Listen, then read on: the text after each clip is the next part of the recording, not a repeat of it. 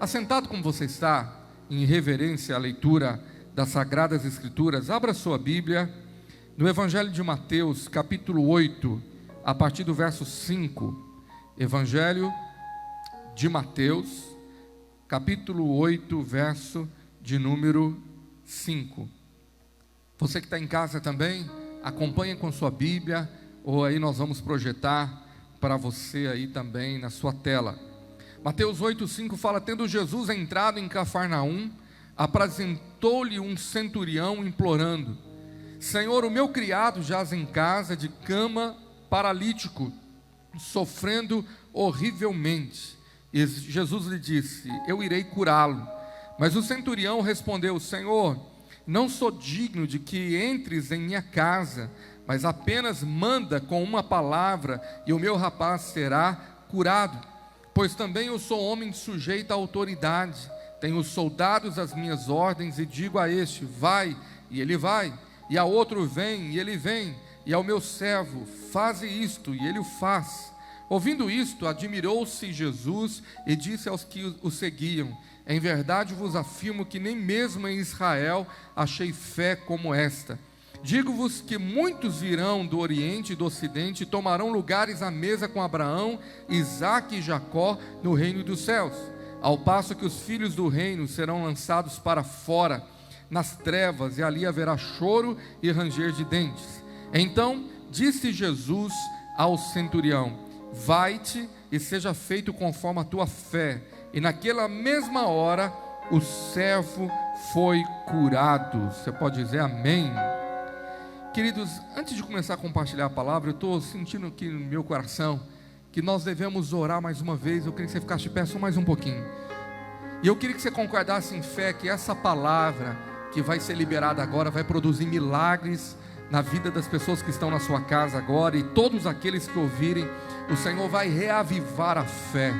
E é uma palavra de fé que o Senhor colocou no meu coração. Eu queria que você levantasse as suas mãos e orasse pela igreja, orasse pela cidade, falasse: Senhor, que essa palavra dessa quinta-feira libere e produza vida, o zoe de Deus. Vem agora, Senhor, sobre essa cidade dos quatro cantos, e também, Senhor, aonde chegar essa ministração, nós oramos agora para que haja um mover de milagres, ó Senhor, de cura, de sinais, de maravilhas, mas sobretudo reaviva a fé. Senhor, restaura a chama, faz com que ela brilhe cada vez mais, em nome do Senhor Jesus, amém? Diga bem alto comigo assim: nós declaramos a vida de Deus sobre essa cidade, amém? Você pode se sentar. Eu quero falar com você de uma fé que fez Deus se admirar.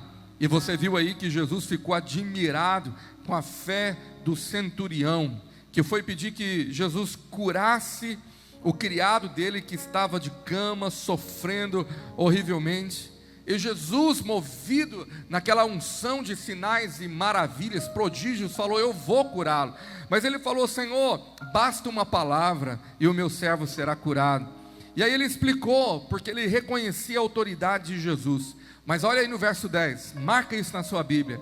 Quando Jesus ouviu aquela fé que foi liberada com a boca, ele se admirou e disse aos que seguiam, ele falou para todo mundo, os discípulos, a multidão: em verdade vos afirmo que nem mesmo em Israel achei fé como esta. Que coisa poderosa, uma fé que fez Jesus ficar admirado, uma fé com que ele testemunhou.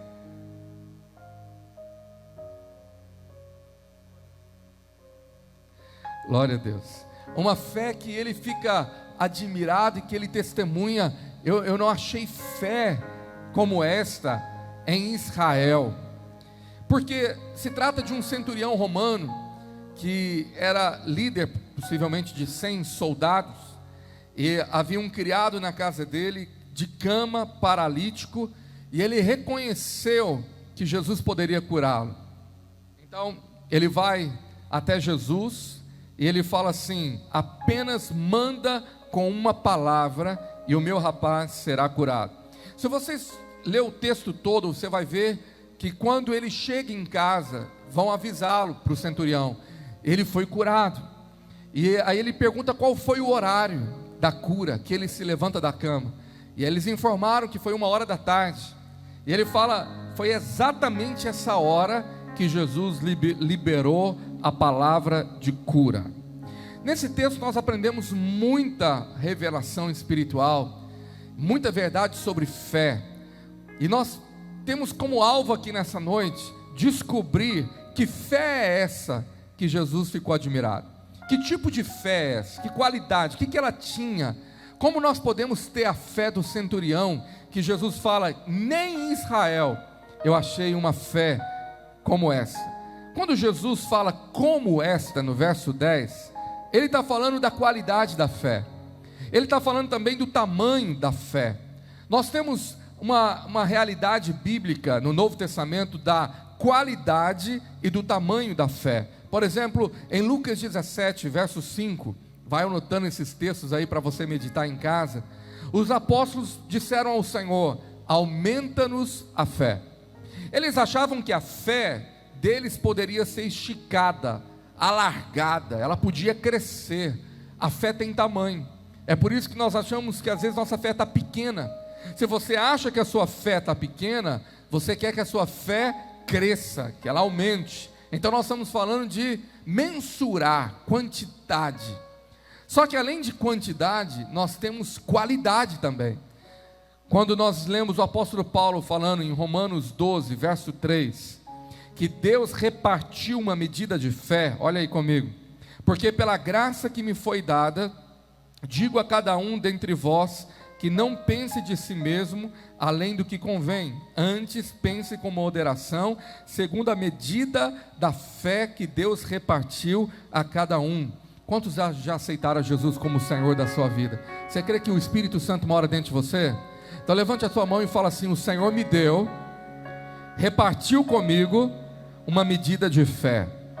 Então você tem uma medida de fé, ela é uma qualidade que Deus te deu, e ela pode ser mensurada qualitativamente e também pela quantidade dela.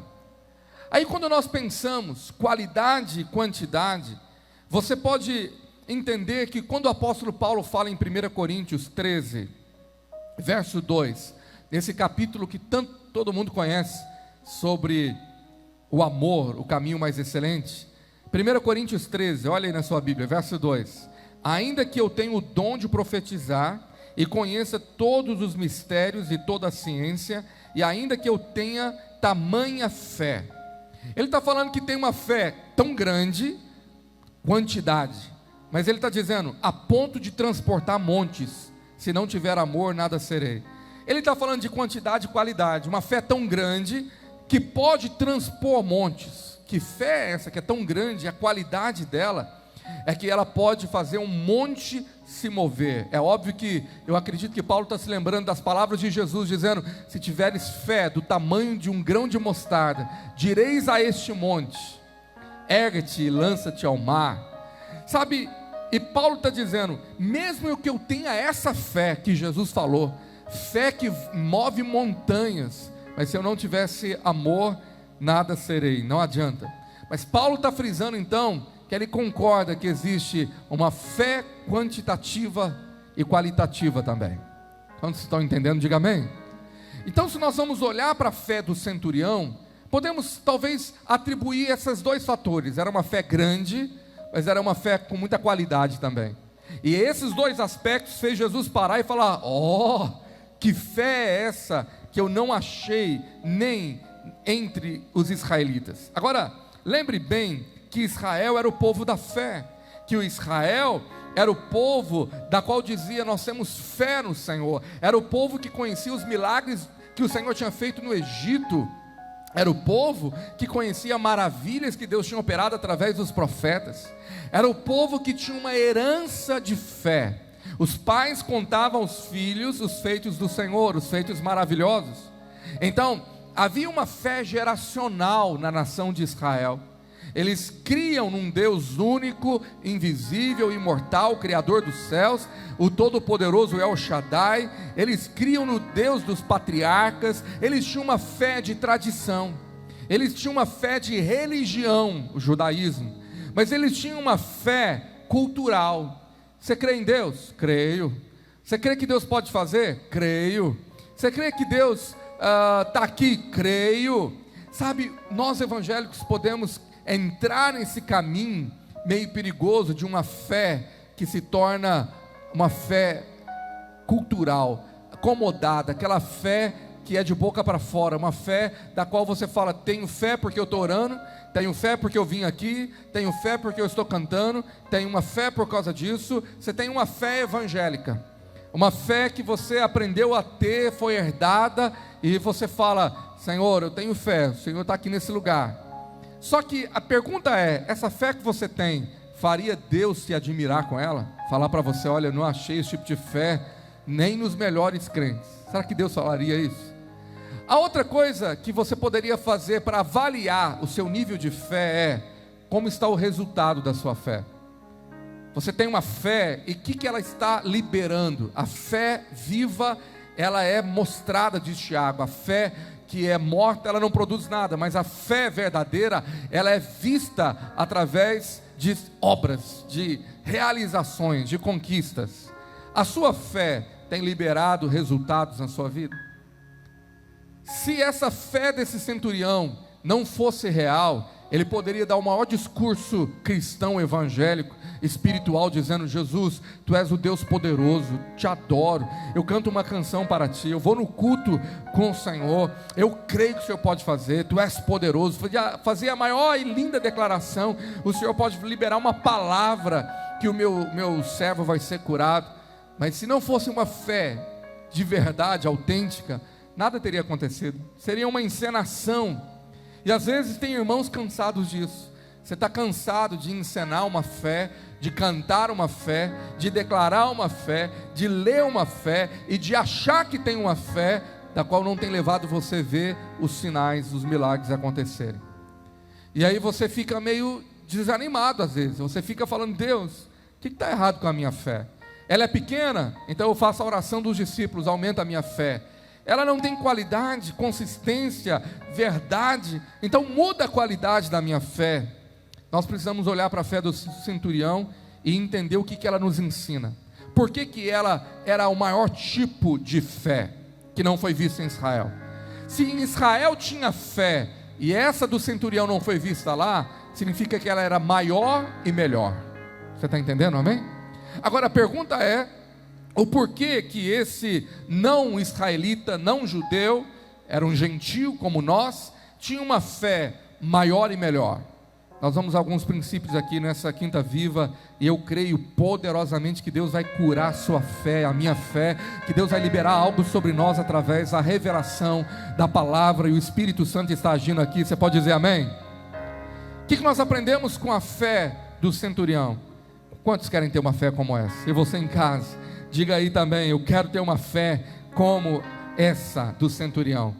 Primeiro princípio que eu quero te dizer é que quando nós analisamos esse tipo de fé e o porquê que o Senhor ficou impressionado, admirado, é porque essa fé está fundamentada em verdades que o próprio Deus já tinha ensinado e nos ensinou na palavra. Por exemplo, se você abrir no Evangelho de João, capítulo 20, verso 30, eu não sei se você sabia, o escritor do Evangelho de João, o apóstolo João, ele já tinha encerrado o escrito do seu Evangelho, e de repente ele faz um pós-escrito. Ele achou necessário contar algumas coisas e detalhes sobre a ressurreição de Jesus.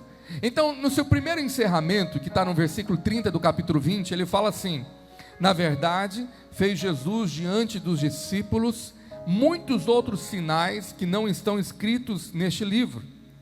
Estes, porém, foram registrados para que creais que Jesus é o Cristo, o Filho de Deus, e para que crendo tenhais vida em seu nome. Esse aqui foi o primeiro encerramento do Evangelho. Depois ele continua, porque foi necessário ter um pós-escrito. Mas quando ele termina o próximo capítulo, ele repete isso. Ele fala: se for necessário para registrar os milagres, nenhum livro do mundo caberia. Ele faz algo do que ele queria, inspirado pelo Espírito Santo, registrar. Mas nesses dois versículos ele registra algo que é uma revelação poderosa, que os milagres e sinais que foram registrados no Evangelho de João, foram registrados para que possamos crer que Jesus é o Cristo, Filho de Deus. Então esse é o primeiro objetivo. Creia que Ele é Deus, creia que Ele é o Messias prometido, creia que Ele que veio para salvar a humanidade. Agora Ele fala, e crendo tenhais vida em seu nome. Crendo nesses sinais, crendo nesses milagres, crendo na palavra. Você sabe que o apóstolo Paulo diz em Romanos 10, verso 17, que a nossa fé, a fonte dela é pela pregação da palavra. Quando nós ouvimos a pregação da palavra de Cristo, fé é gerada, a fé que vem de Deus, a fé com qualidade, a fé que começa pequena, mas ela vai crescendo. Então nós sabemos que a fonte, a origem, o caminho de receber, é quando eu me alimento da palavra, é quando eu entendo que a palavra é a fonte. Você está entendendo? Amém? Agora, o apóstolo João está dizendo que quando eu vejo os sinais, os milagres, e eu creio, eu tenho vida. Ele está dizendo, quando você ouve a palavra, e você vê os milagres aqui, e você tem fé nesses sinais, você recebe vida no nome do Senhor.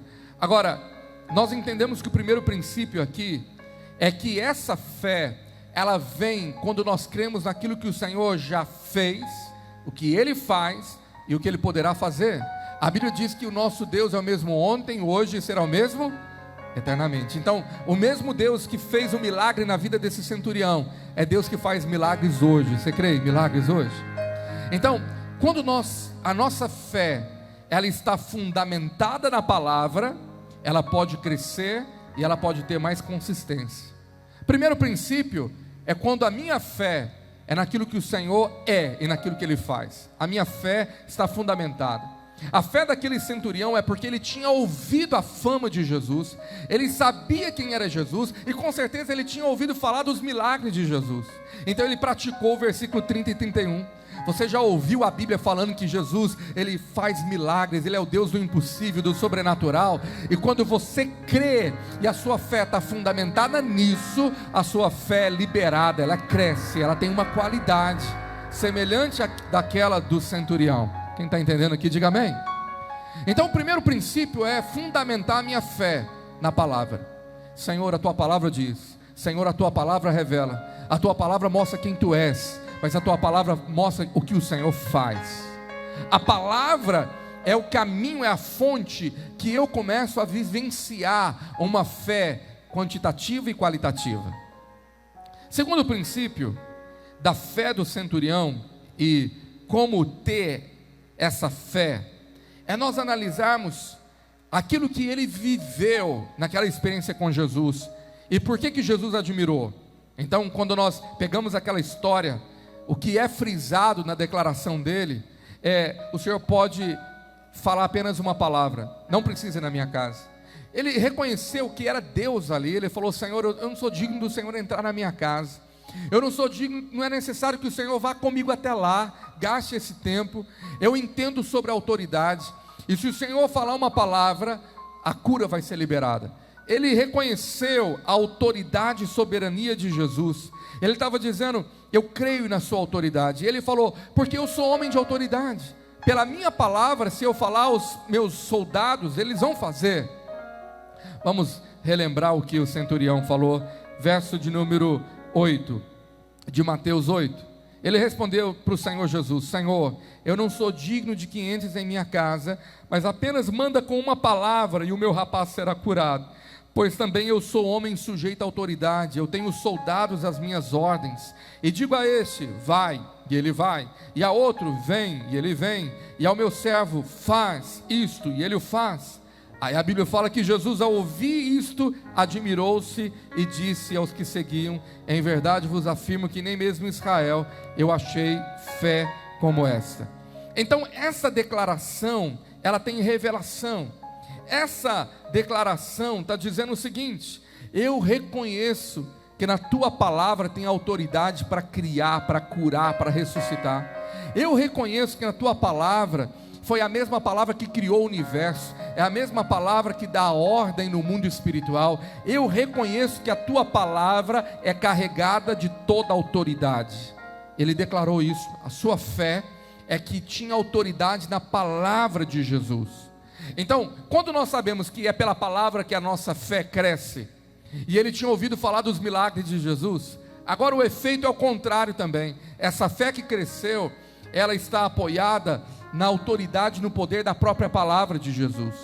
É uma via de mão dupla. Nós recebemos, mas liberamos na própria palavra. E ele está dizendo: o mundo espiritual vai se ajustar ao comando da sua voz. A fé puramente colocada na palavra de Jesus reconhece que a palavra de Jesus é o próprio Jesus. A palavra, o Logos, a Bíblia, é a revelação da natureza e da presença e do caráter do próprio Deus, não se separa. Então ele está dizendo: Senhor, a tua palavra lá na minha casa é a mesma coisa que a tua presença na minha casa. Eu vou repetir. Ele falou assim para Jesus: se o Senhor liberar uma palavra agora em direção da minha casa, tem o mesmo efeito e peso do que se o Senhor tivesse lá pessoalmente em carne na minha casa. Você está entendendo isso, amém? Ele colocou a palavra de Jesus e a pessoa de Jesus no mesmo nível. Ele não separou. Senhor, não tem diferença para mim. Eu não sou digno do Senhor ir lá gastar esse tempo, mas a sua palavra é a mesma coisa do Senhor ter estado lá. Então libera a palavra. Isso é algo tão poderoso. Essa fé na palavra do centurião foi talvez o que mais chamou a atenção de Jesus. O segredo está ali. Mas a outra coisa que nós vemos também nessa experiência é que ele entrou na essência do que é fé. A qualidade da fé do centurião foi baseada na essência do que é a própria fé. Como assim? Abra sua Bíblia comigo no versículo que revela e explica o que é fé. Aonde está isso na Bíblia? Hebreus 11, verso 1. O versículo que mais revela, é como se fosse o dicionário aberto. O que é a fé? É a certeza de coisas que se esperam e a convicção de fatos que não se veem. Ali, por essa versão que está aqui no telão, eu queria que você lesse comigo bem forte, bem alto. 1, 2, 3, já. Ora, a fé é o firme fundamento e a prova das coisas que não. Então, algo da fé que tem o firme fundamento das coisas que se espera e a prova das coisas que não se veem, é a própria essência da fé espiritual, da fé bíblica. Então a gente pode simplificar e traduzir isso declarando que a fé verdadeira, ela é invisível, ou pelo menos ela não é vista com os olhos naturais, porque ela não pode se ver. Então, olhos naturais, ela não enxerga essa fé que a palavra do Senhor está revelando. Guarde isso no seu coração. O apóstolo Paulo, sabendo dessa essência, olha o que ele nos diz em 2 Coríntios 5, verso 7. Marca aí. Algum irmão pode trazer uma água, por favor? Vou pedir aqui, pode colocar aqui mesmo. Obrigado, pastor Regis, que a garganta aqui está. 2 Coríntios 5, 7. Nós vamos ler também todos juntos. Se você não encontrou, já tem aqui no telão para você. 1, 2, 3, já. Visto que andamos por fé e não pelo que vemos. Vamos por essa versão aqui um pouco diferente da minha. 1, 2, 3, já. Porque andamos por fé e não. Se você colocasse uma venda nos seus olhos, aí onde você está, e tentasse chegar no banheiro ou lá na rua, você conseguiria? Talvez depois de cair muito, de bater em muita cadeira aí, trupicar, talvez conseguiria. Mas se você anda por vista, com os olhos desvendados, é óbvio que você não vai cair, não vai trupicar em nada. Agora, se você fecha os olhos naturais, você não consegue andar. Mas a Bíblia está falando sobre andar, caminhar por fé e não por vista. Então é como alguém que tentasse tampar os olhos naturais e falasse: eu vou ter uma outra visão para andar agora. Então você coloca a venda e algo acende, um farol, uma visão dentro da sua mente. Muito obrigado. E aí você consegue ter uma visão ampla, que não é vinda dos olhos na sua face, naturais, mas é um outro tipo de visão. Então Paulo está dizendo que existe a visão da fé e existe a visão da vista. E ele está dizendo, nós não andamos por vista, nós andamos pela visão da fé. Então a fé, ela tem outros olhos. A fé, ela tem olhos no invisível, a fé tem olhos espirituais. E agora, o que isso é traduzido na prática?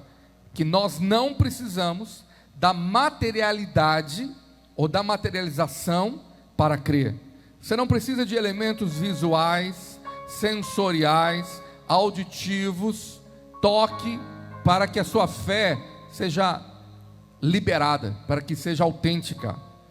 Agora, isso vai na contramão das gerações da humanidade, principalmente a nossa. A nossa geração é uma geração totalmente sensorial, visual. Quanto mais nós queremos nos apegar em algo, nós queremos ver.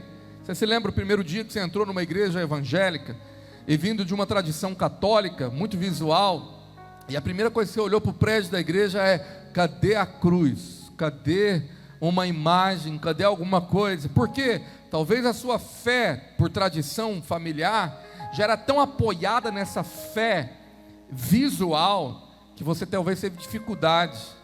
Só que isso já passou, mas você corre o risco de ter uma herança espiritual te prendendo, fazendo você ficar cativo, da qual você quer que a sua fé esteja apoiada naquilo que nós chamamos de muletas. Você precisa ter sinais, prova. Deus, se o Senhor está aqui, fala comigo. Se o Senhor está aqui, manda alguém fazer. Senhor, se é o Senhor, faça desse jeito. Agora deixa eu te falar, há um grande perigo nisso.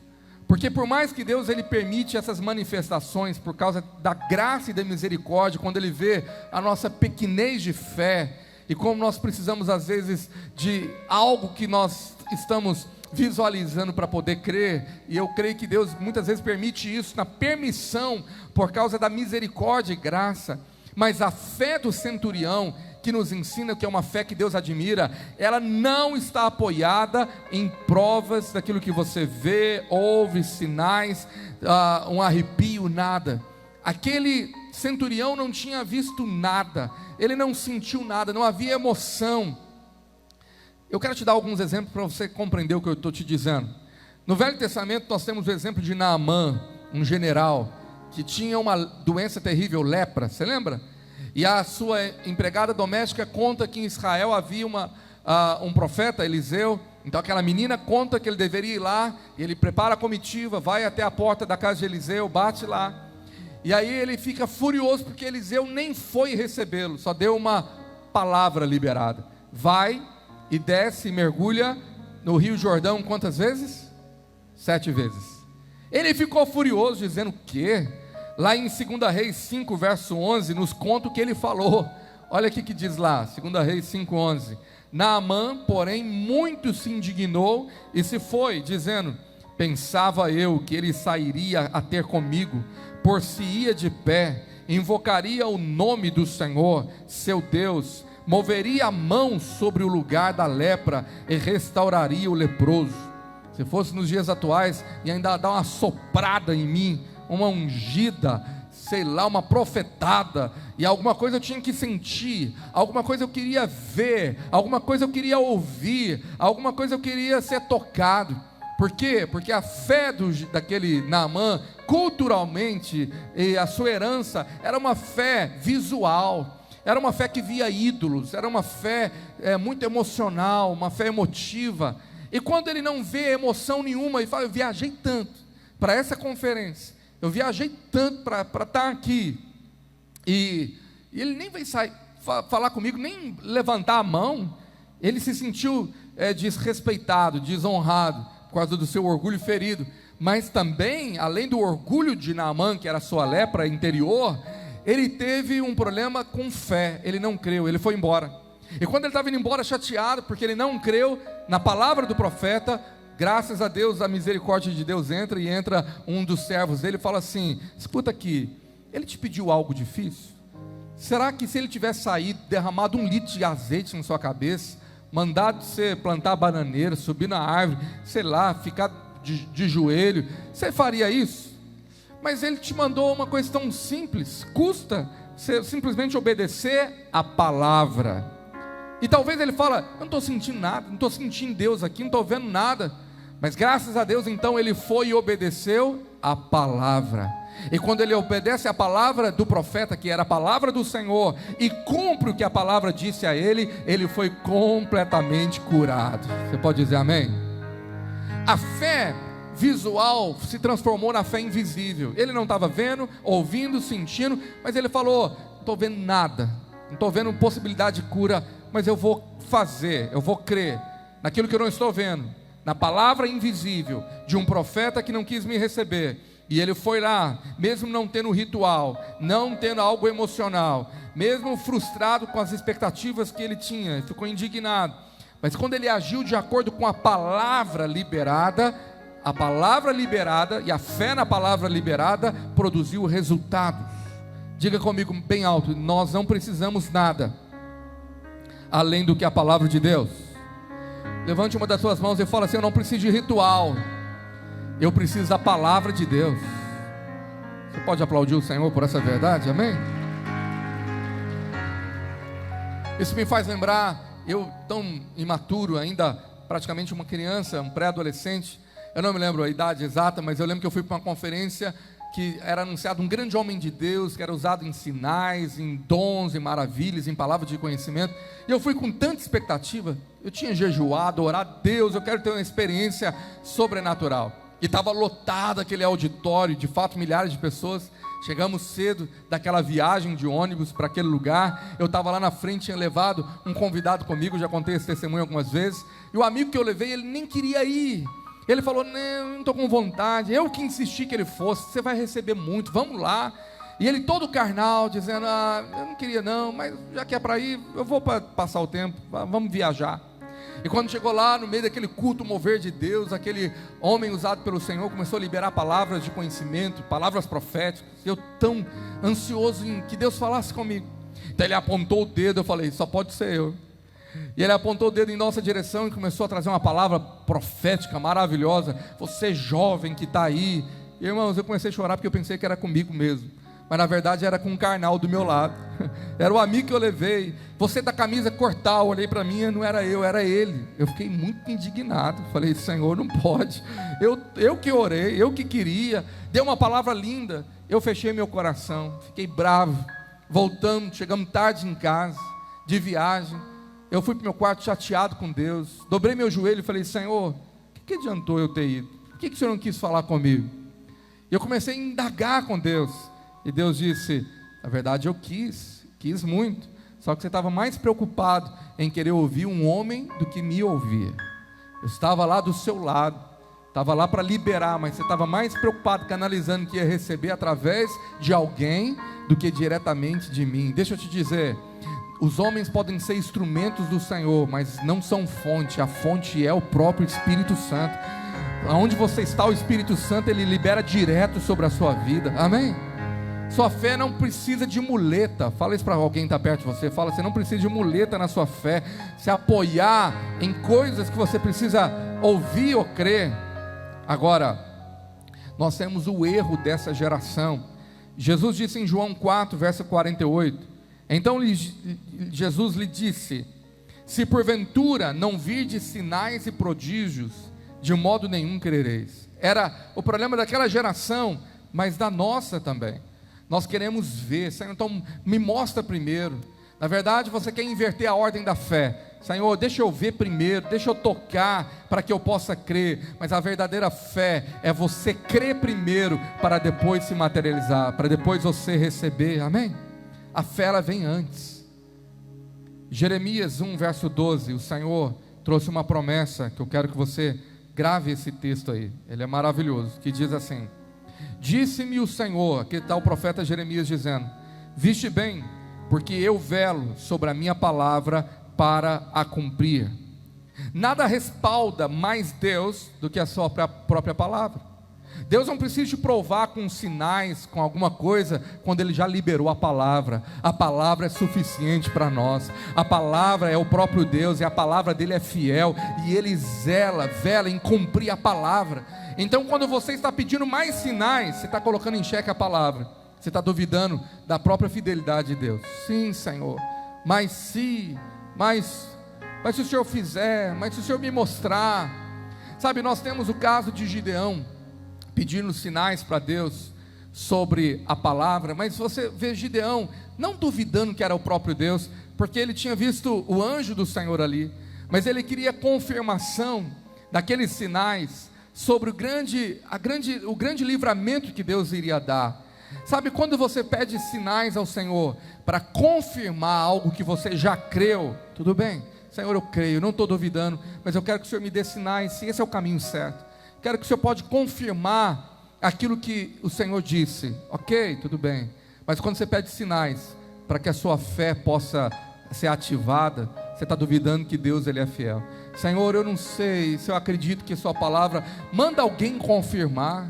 Deus não precisa confirmar, porque o Espírito Santo já é um selo no seu coração. Ele já é a prova que a palavra de Deus vai se cumprir, e Ele vela sobre a palavra. Você pode dizer amém? Então a palavra respalda o próprio Deus, ela é a expressão do seu caráter. Ele não pode mentir, diz a própria Bíblia.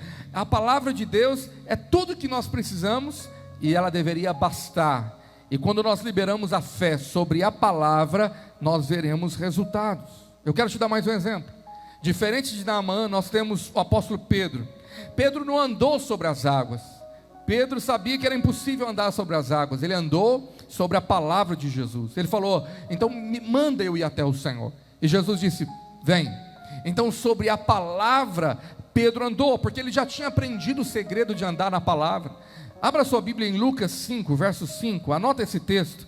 Olha aqui que Pedro fala para Jesus: mestre, havendo trabalhado toda a noite, nada apanhamos, mas sob a tua palavra lançarei as redes. Você pode levantar uma das suas mãos e repete bem alto comigo: sobre a sua palavra lançarei a rede. Vamos bem mais alto, fala: sobre a sua palavra eu irei. Então esse é o tipo de fé que agrada o coração de Deus. Eu não preciso ver para crer, é a fé do centurião. Sobre a sua palavra eu creio nela, ela é suficiente, ela basta. Deus não precisa me dar prova, Deus simplesmente, se Ele liberar, vai acontecer. Essa é a fé do centurião, a fé absoluta na palavra do Senhor. Se você lê a Bíblia e ela produz fé em você, e você libera a fé no que você ouviu, você fala: Senhor, a tua palavra é fiel e ela vai se cumprir na minha vida.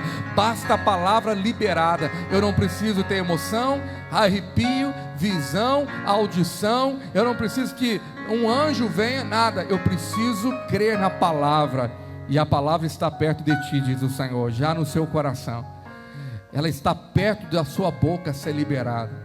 Eu quero encerrar te falando dois princípios rapidamente sobre como Deus nos prova com respeito à própria palavra. Se você analisar, todo tipo de prova que você atravessa é uma prova que está focada, se você crê ou não nas Escrituras, está focado na palavra de Deus. Por exemplo, nessa geração nós estamos enfrentando um espírito de amedrontamento, de medo de morrer, medo de doença. Você liga o jornal e você tem um afrontamento espiritual contra você.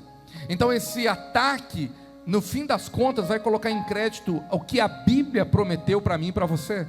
Coloca a palavra de Deus em xeque. Eu quero te dar dois exemplos. Eu estava meditando esses últimos dias em Deuteronômio, e no capítulo 13, anota lá para você ver algo sobrenatural. Eu acho muito interessante o que foi revelado aqui. Deuteronômio 13, verso 1. Quando o profeta ou sonhador se levantar no meio de ti e te anunciar um sinal ou prodígio, e suceder o tal sinal ou prodígio de que te houver falado, e disser: vamos após outros deuses que não conheceste, e sirvamo-los, não ouvirás as palavras desse profeta ou sonhador, porquanto o Senhor vosso Deus vos prova, para saber se amais o Senhor vosso Deus de todo o vosso coração e de toda a vossa alma. Uma outra versão desse texto fala que Deus, se Ele permitir que um falso profeta, um sonhador, que faça um prodígio, um sinal, e aquele sinal aconteça, e aquele profeta falar depois, vamos adorar um outro Deus e servi-lo, o Senhor diz que vai permitir o sinal acontecer para provar o coração se Israel ama o Senhor e se vai obedecer de todo o coração ao Senhor. Agora, eles já tinham ouvido que o verdadeiro profeta que vem de Deus, se ele é verdadeiro, se cumpre o que ele fala, mas se ele é falso, o que ele profetizou, declarou, não vai acontecer. Só que nesse caso aqui, Deus iria permitir que o sinal do falso profeta se cumpriria, sabe para quê? Só para provar o coração do povo, se ia continuar obedecendo a palavra de Deus, ou o sinal que viu. Você está entendendo? Amém? Você fala, pastor, mas isso acontece nos dias atuais? Os apóstolos falaram o seguinte, o apóstolo Paulo diz, em 2 Coríntios 11, verso 14, olha esse texto, ele também é muito poderoso, muito profundo. Não é de admirar, porque o próprio Satanás se transforma em anjo de luz. Ele está dizendo que o diabo tem poder para se transformar, então, para tentar enganar, e a Bíblia fala que enganaria muitos, quando ele aparecer como um anjo de luz. Imagina você achar que está tendo a visão de um anjo, e você ficar arrepiado, eu vi o anjo do Senhor, mas na verdade era um engano, era o diabo transfigurado, e ele poderia fazer isso. Gálatas 1, verso 8, mesmo Paulo diz assim para a igreja, mas ainda que nós, ou mesmo um anjo vindo do céu, vos pregue evangelho que vá além do que vos temos pregado, seja anátema, seja amaldiçoado. Ele está dizendo, até mesmo se eu, ou algum apóstolo, ou um anjo mesmo, se for anjo mesmo, e chegar e pregar um outro evangelho, e se profetizar outra coisa, e fazer sinais, que não seja a própria palavra de Deus, seja amaldiçoado.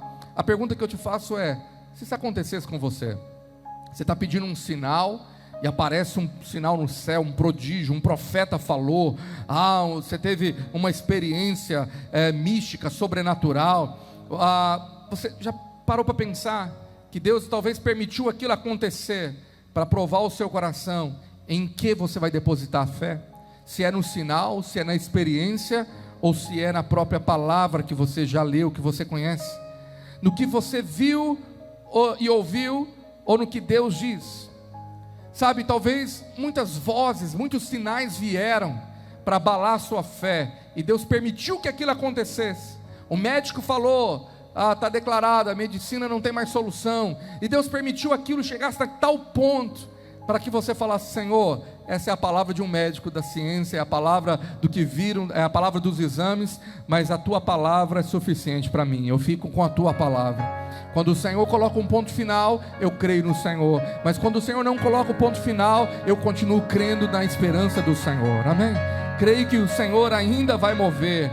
Levante a tua mão e fala, a tua palavra é suficiente para mim.